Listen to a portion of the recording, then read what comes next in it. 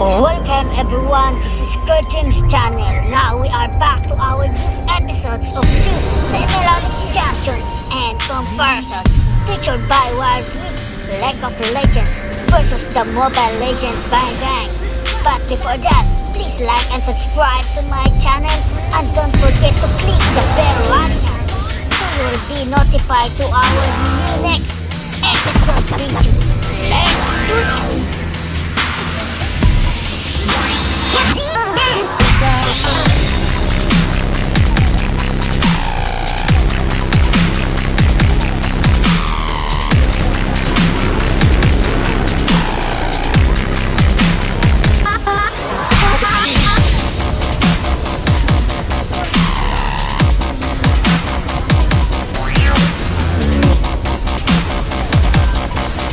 Nami is a water-based offensive support champion who provides increased damage and crowd control capabilities to her team. Whether buffing a teammate's damage output or helping them lead the charge, Nami can help your team ride on a wave of glory.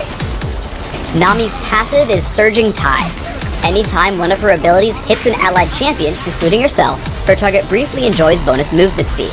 Aqua Prison launches a bubble that splashes at target location, damaging and knocking up all enemies it hits. Additionally, it will apply Surging Tides to your teammates, meaning you can haste a friend or knock up an enemy. In solo lanes, Nami should max Aqua Prison first, otherwise take just 1 point and leave it for last. Ebb and Flow bounces, alternating between allied and enemy champions, damaging enemies and healing allies.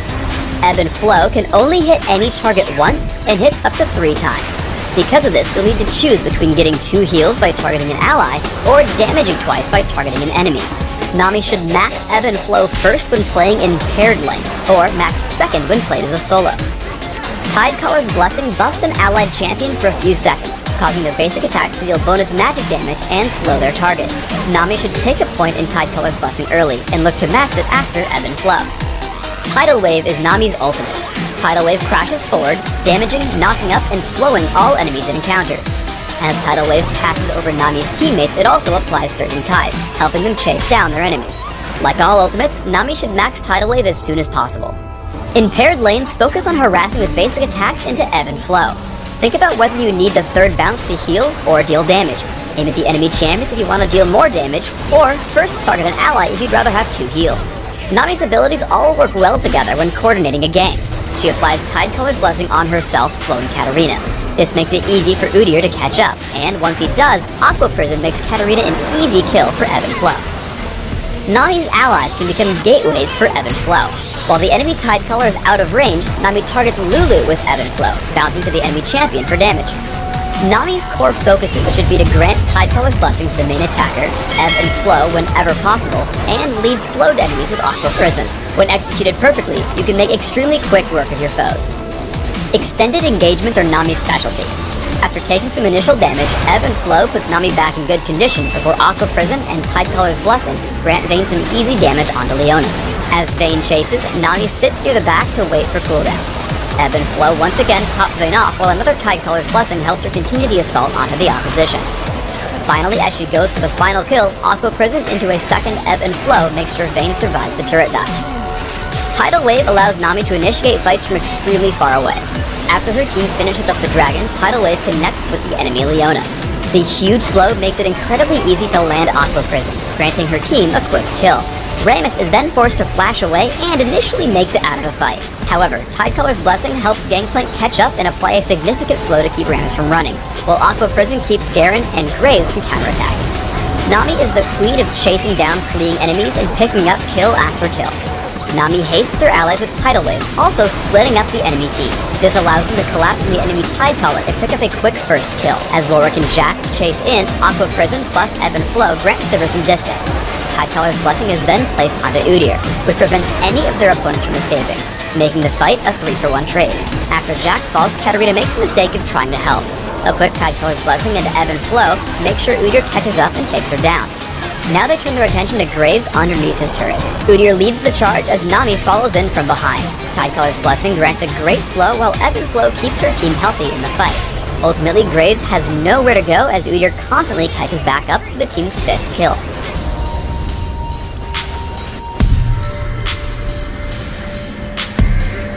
Long ago, these mermaidic creatures discovered a rift in the depths. The rift contained a horrible creeping darkness which sought to exterminate all forms of life.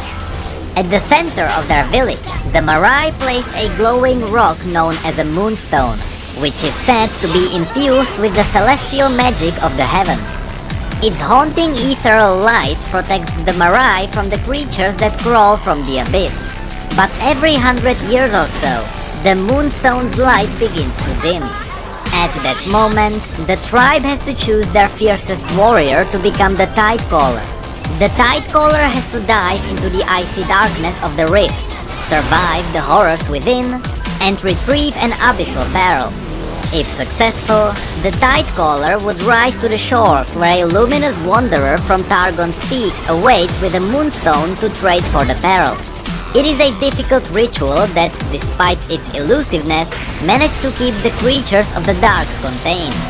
In the past, the Marai had sent groups of their most elite warriors to collect the peril, but they learned that the more forces they sent into the rift, the stronger the monsters become, as if it fed on their energy. While an army would be annihilated by the abominations below, a single scout, armed with a legendary Marai staff capable of controlling the tides, could potentially avoid the dangers long enough to escape with the peril. Nami always wanted to be the Tidecaller, but she was impulsive and young.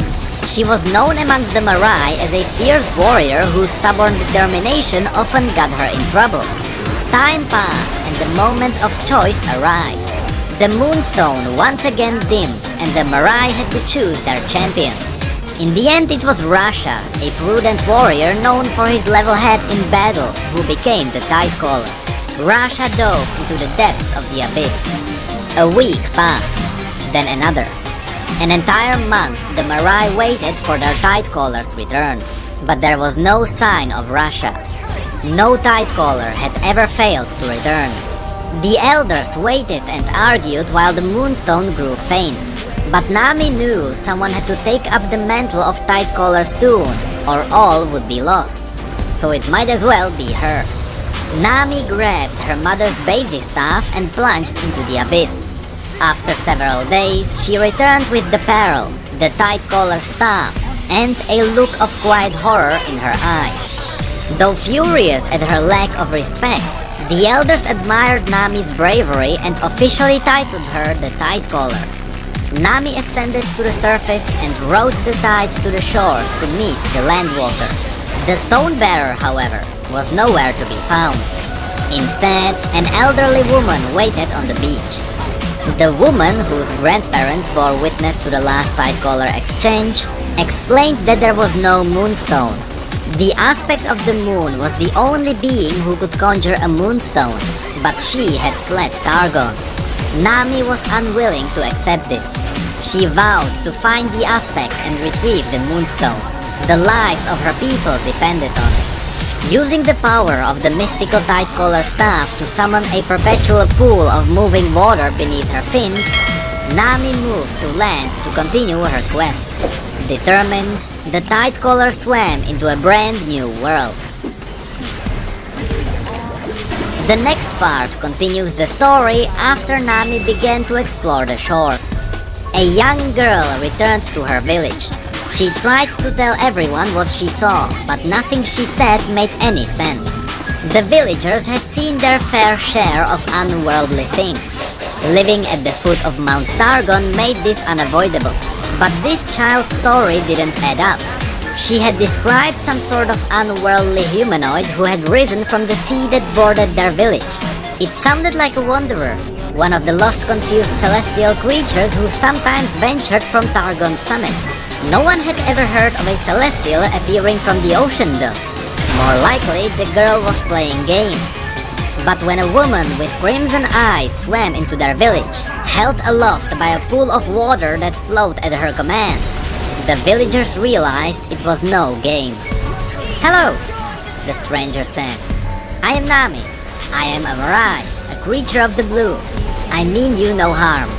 The villagers stared at her, mouths agape. Perhaps they were taken aback by her appearance. That would make sense considering how unusual they look to Nami's eyes. Flesh without scales and two backward arms where fins should be. Though they weren't much in the way of conversation, Nami did have their attentions. I seek the aspect of the moon, for the aspect has something my people require. Without it, they and possibly all the world will succumb to a hungry and merciless darkness. The villagers continued to silently stare at Nami with open jaws. Only a sleepy four-legged beast carried on moving in the village without a pause. It was pulling mouthfuls of dried grass from a wheeled cart. Nami stood in silence, tapping her staff awkwardly.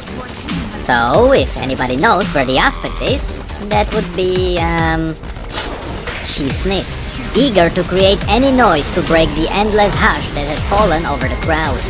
Most helpful, to me. It was as if the villagers had been frozen in place. It was so quiet.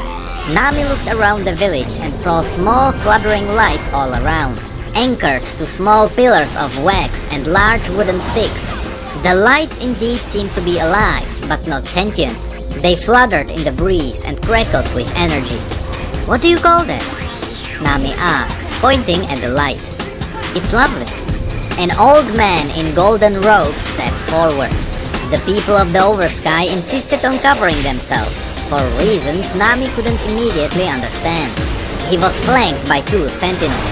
From the many layers of draped fabric, Nami figured he must be some type of elder, or perhaps he was just cold.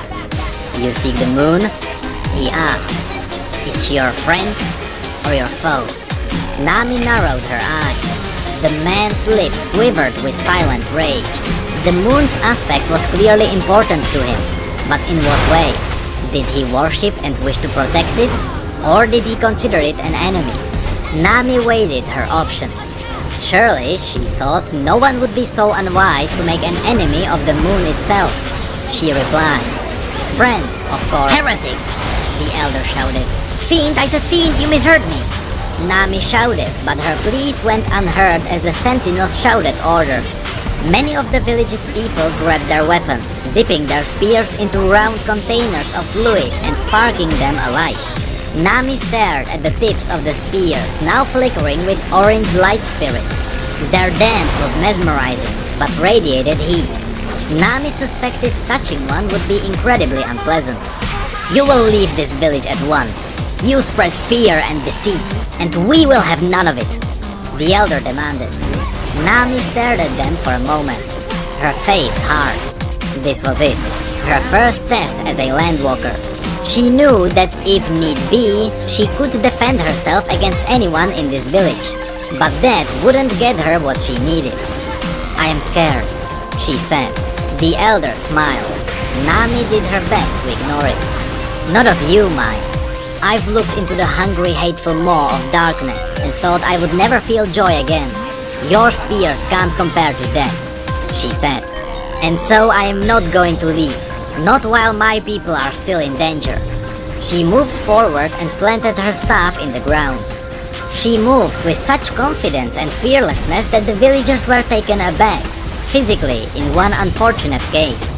A young villager stumbled backward, his spear of heat skittering out of his hands, landing beneath the cart of dried grass. The dancing heat spirit grew taller, licking the grass, spreading its own energy to the pile of dry hay. Within moments, the entire cart was ablaze with hot, volatile energy. The grazing beast brayed in terror and turned away from the blaze. It kicked its muscular legs in confusion, knocking the cart onto its side, launching the burning grass into the air. The wisps of heat landed on the village's roofs and spread rapidly, consuming everything in its path with a voracious appetite. The villagers scrambled back to fetch buckets of water from a nearby well. Nami watched in frightened fascination as they hurled the liquid at the hungry spirits.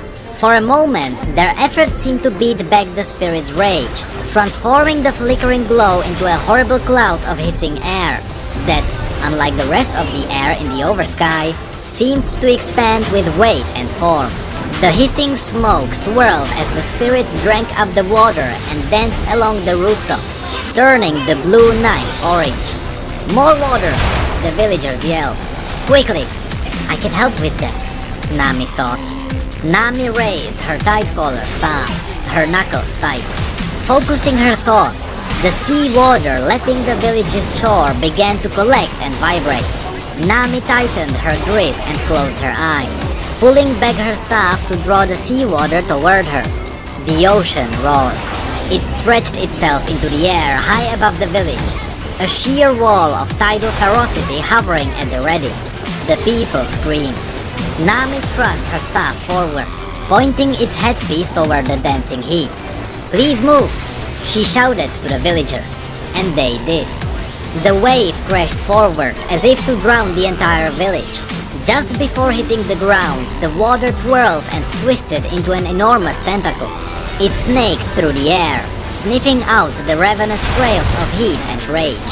With one last smoky gasp, the spirits fizzled, their glow replaced with the quiet blue of the night. Nami exhaled, loosening her grip on the staff. The tentacle of water lost its shape in an instant, and splashed to the ground to the startled delight of onlookers. The Elder and the Sentinels dropped their buckets. They turned to Nami, the rage they had carried moments before, now but a memory. They looked upon their visitor with new eyes. "Ionia," the Elder said. "What?" "The moon. Look for her aspect there. It's a continent. That way," he said, pointing out toward the sea in the direction Nami's staff tagged her. Of course, the moon and the tide were as brother and sister. Wherever the moon went, the tide collar staff would be drawn. "Oh!" Nami exclaimed, her heart flushed with hope. "This is... yes, thank you. Sorry about the, she said, waving her hand at the drenched, dripping village. "Anyways, thank you." Nami raised her staff and a wave reared up from the shore, wrapping her in a cocoon of water and carrying her back toward the ocean. The Elder called after her. "Fire!" he shouted. "What?" Nami asked. "The light on our torches, our spears. It's called fire. It keeps us safe, but it can be irrational sometimes." "Fire," Nami said, smiling. "I like it." And with that, the tide collar returns to the ocean, headed into the unknown. I am really happy that what I said in my old ocean theory video was partially true. There is a connection between the void and the ocean, although my theory was based around Nagakebura. So I wonder if that ever becomes a thing. Anyway, if you enjoyed this video, feel free to click the like below and subscribe for more stories in the future.